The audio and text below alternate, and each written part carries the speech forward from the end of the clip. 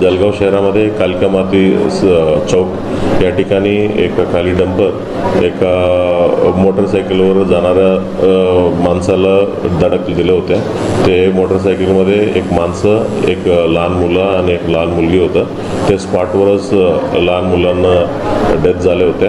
त्याच्यानंतर लहान मुली हॉस्पिटलाइज झाल्या आणि संताप झालेलं इकडं जवळपासचे नातेवाईक त्यांनी डंपर जळाले होते आणि नंतर आंदोलन केलं होतं जागावरच. आणि सर्व आंदोलन आता शांततेत संपलेलं आहे आणि जे कोणी आरोपी आहे, जे ट्रकचा ड्रायव्हर आहे आणि ट्रकचा मालक आहे, त्याला आमच्या पोलिसांच्या ताब्यात आहे. FIR दाखल करण्याची प्रक्रिया चालू आहे. FIR दाखल झाल्याबरोबर त्यांच्या अटकेचं पुढील कारवाई होणार आहे.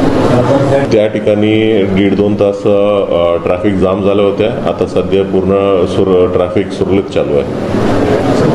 मी जनतेला हीच आवाहन करू इच्छिते, जे कोणी आरोपी आहे त्याच्यावरती सदस्य मनुष्यबळाचा गुन्हा दाखल करतायत आणि त्याच्यावरती त्याचा तपास, जे गुन्ह्याचा तपास आहे, PI दर्जाचं MIDCचं इन्स्पेक्टर आहेत त्यांच्याकडे आम्ही देण्यात आलेलं आहे.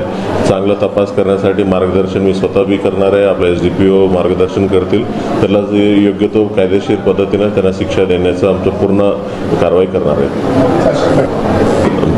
जे तिथला रहिवासींचा मागणी होता, तिथं स्पीड ब्रेकरचा संबंधित नॅशनल हायवेचा इंजिनियर आहे, त्यांना आम्ही कल्पना दिलेलं आहे. उद्या त्यांनी लावून घेतील असं त्यांनी आश्वासन दिलं.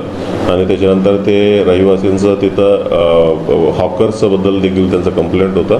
महानगरपालिकांचं संयुक्तानं आम्ही उद्याचं कारवाई करून ते एरियाचं हॉकर्स क्लिअर करून ट्रॅफिकचं सुरळीत होईल तसे आम्ही प्रयत्न करणार आहे उद्यापासून.